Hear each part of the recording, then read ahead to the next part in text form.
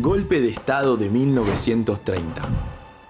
En 1928, Hipólito Yrigoyen asume su segunda presidencia. La crisis económica global, ocurrida un año después por la caída de Wall Street, condicionó fuertemente su gestión. El 6 de septiembre de 1930 tuvo lugar el primer golpe de Estado de la Argentina moderna. Conservadores, nacionalistas, radicales antiperonistas, socialistas independientes, un importante sector de la prensa gráfica y corporaciones petroleras internacionales fueron parte de la coalición que acabó con el gobierno constitucional. Porque le va a tocar nada más y nada menos que en este periodo de gobierno la crisis mundial del capitalismo de octubre de 1929, que va a poner a todo el mundo en riesgo. Empezando por los Estados Unidos, y como sabés, las potencias trasladan los efectos negativos de su crisis a la periferia.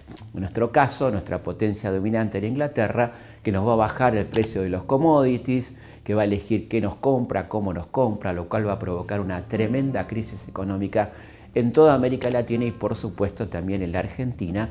Y la gente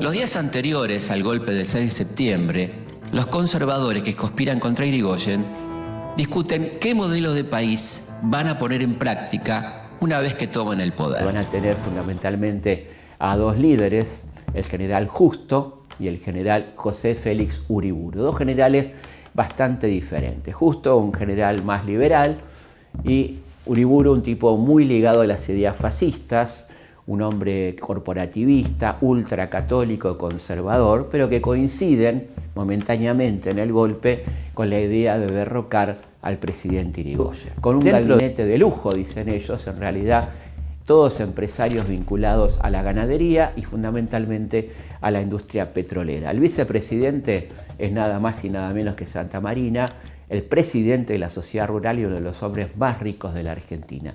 Si te fijas en el gabinete, que lo puedes ver en internet, todos son empresarios, dueños de banco, funcionarios de empresas norteamericanas de petróleo, de empresas inglesas. Ese es el gabinete que tiene el dictador Uriburu. Ahora bien, ¿cómo va a aplicar este plan económico que consiste fundamentalmente en un recorte brutal, la expulsión de 30.000 empleados públicos, la aplicación de ajustes en todos los niveles, reducción de los presupuestos de educación, de salud, etcétera? ¿Cómo lo va a aplicar? Obviamente con la represión de Yrigoyen. En el ejército había dos alas. Por un lado se encontraban los nacionalistas oligárquicos, afines a José Félix Uriburu y al fascismo europeo. Por otro, los liberales representados por Agustín P. Justo, que, fraude mediante, se proponían permanecer dentro de los carriles institucionales como presidente de facto. En abril de 1931, la UCR ganó las elecciones en la provincia de Buenos Aires. Uriburu declaró nulos los resultados y dijo que el pueblo no había aprendido a votar.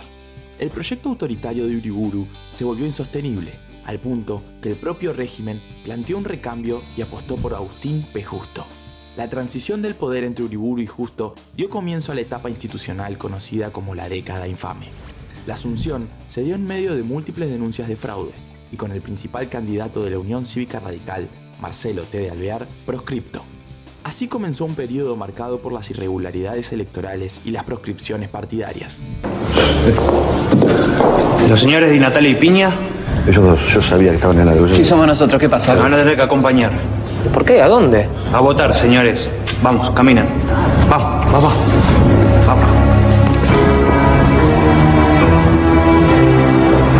Se lo llevaron. Esperemos que lo doblen, pero que no lo rompan. Acá te traje dos más. Y bueno, votar nunca está de más, ¿no? ¿Qué candidatos hay? Por el lado del gobierno está Agustín P. Justo, Julio Arroca, hijo, que armaron una especie de coalición con conservadores, radicales antipersonalistas y el Partido Socialista Independiente, que no tiene nada ni de socialista ni de independiente.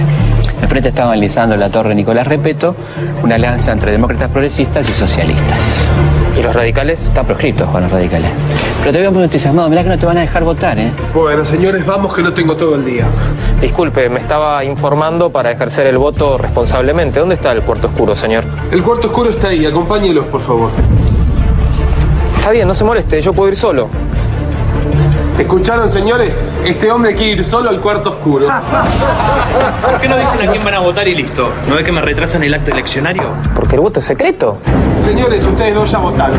¿Cómo que ya votamos? Si no sabemos ni siquiera por quién votamos. Aunque lo sepamos nosotros alcanza. Y agradezca que no lo metemos preso por andar con un documento tan chiquito. ¿A quién van a meter preso ustedes? ¿A quién van a meter preso ustedes? No sé si esto responde a tu pregunta. Bueno, disculpame, Juan, me fui de boca. Lo que pasa es que hicieron un fraude terrible. En algunas mesas donde podía votar 260 personas terminaron votando 300 a favor del gobierno. Así que ganó justo nomás. Ganó justo, lo que implica un fracaso total del proyecto corporativista de Uriburu, parecido al de Mussolini en Italia, ¿no? Lo de justo parece más clásico, una especie de restauración de lo anterior a Sáenz Peña. Sí, lo único que hará el fraude lo van a llamar patriótico. Di Natale, Piña. Pueden salir. Alguien pagó la fianza. Un tal Mario. Mario, ¿está acá Mario? No, cuando nos dimos cuenta quién es. Al Alvear, el general Justo propone mantener en pie el ideal de república. Su idea es establecer un gobierno provisional que llame a elecciones y en caso de que su candidato no gane, instalar una democracia de ficción mediante el fraude. El general desconfía de la capacidad del pueblo para gobernarse. No cree en la elevación moral de los hombres políticos y atribuye a las instituciones libres vicios orgánicos que abren el camino a la demagogía. Y yo creo exclusivamente en el gobierno de la opinión pública. Recurriendo a viejas prácticas fraudulentas, la fórmula Agustín P. Justo, Julio Argentino Roca Hijo, derrota a la alianza civil de Lisandro de la Torre y Nicolás Repetto. El 20 de febrero de 1932, Justo asume la presidencia y comienza la era del fraude. Las elecciones provinciales se acercan y los levantamientos armados radicales continúan. Tras la muerte de Irigoyen, Alvear amenaza con volver a la vida política. Justo quiere evitar que el radicalismo gane en la provincia. Por eso necesita un candidato popular, carismático, capaz de ganar una elección. Fresco es un ferviente admirador de la experiencia fascista que gana cada vez más adeptos en Italia. Es así como el candidato de Justo gana las elecciones, obviamente gracias al fraude. Pero el triunfo en Buenos Aires no alcanza y los planes de Justo se complican. En Córdoba, el candidato a gobernador radical promete defender las urnas con las armas. Sabatini se defiende del fraude a los tiros y finalmente triunfa. Al mismo tiempo, en Santa Fe, Lisandro de la Torre tiene muchas chances de ganar la gobernación. Justo que no está dispuesto a perder la provincia, la interviene. Corre el año 1937 y desde 1930 Argentina no tiene una verdadera democracia.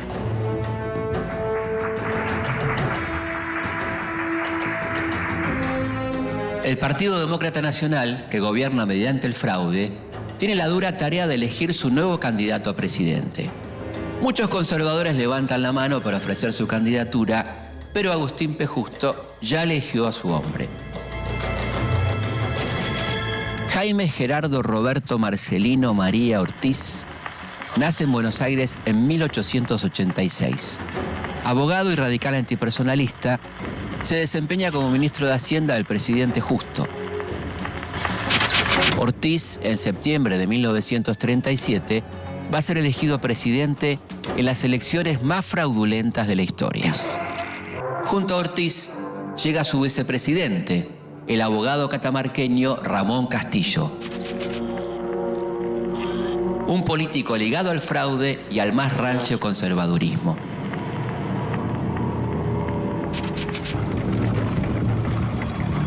Castillo llega al poder en tiempos revueltos. Desde hace un año, el mundo vive convulsionado por el estallido de la Segunda Guerra Mundial.